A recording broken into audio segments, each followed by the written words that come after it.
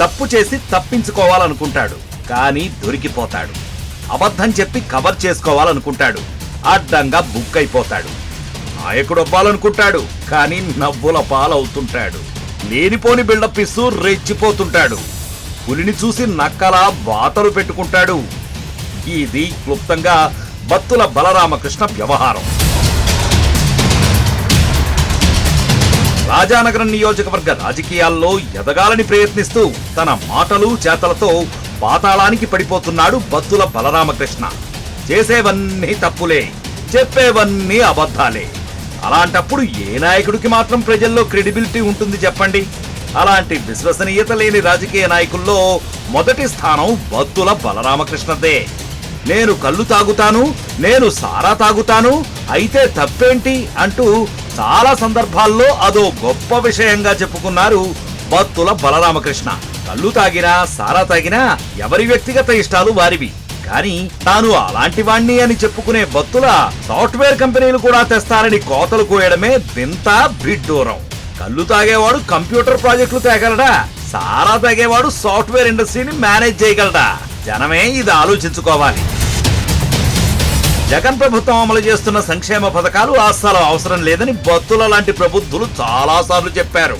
అదే నోటితో ఆ స్కీమ్లు అంతకంటే గొప్పగా అమలు చేస్తామని కూడా చెప్పడం వారికే చెల్లింది.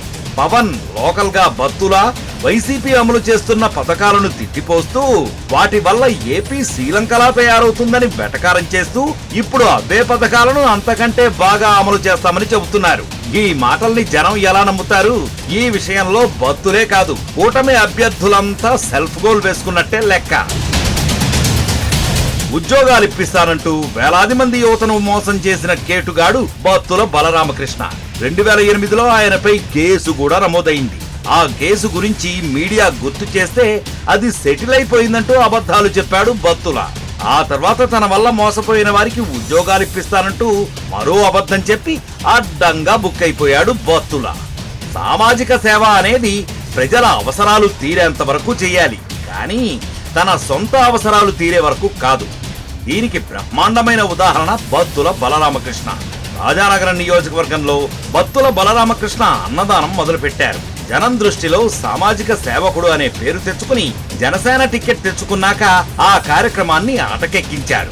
ఏళ్ల తరబడి ప్రజలకు అన్నదానం చేస్తూ వారి మనసుల్లో సుస్థిర స్థానం సంపాదించుకున్న జక్కంపూడి కుటుంబం ఎక్కడ ఎలక్షన్ లో సీటు కోసం ఇలా అన్నదానం మొదలుపెట్టి అలా విస్తరు మూసేసిన బత్తులెక్కడ? ఈ తేడా ప్రజలు గమనించారు. సెక్యూరిటీ ఏజెన్సీ నడుపుతున్న బత్తుల బలరామకృష్ణ కెరియర్ రక్తపు మరకలతోనే మొదలైంది. ఏజెన్సీ పెట్టడానికి ముందు బత్తుల కూడా సెక్యూరిటీ విధులు నిర్వహించేవారు. అలా ఆయన పనిచేస్తున్న టైంలో ఆ ఇంటి యజమాని అనుమానాస్పదంగా మృతి చెందాడు. వారసులు లేని ఆ యజమాని హత్యకు బత్తులకు సంబంధం ఉందని బలమైన ఆరోపణలు కూడా ఉన్నాయి. ఆ హత్య పేరెత్తితేనే మనోడు ఉలిక్కి పడతాడు.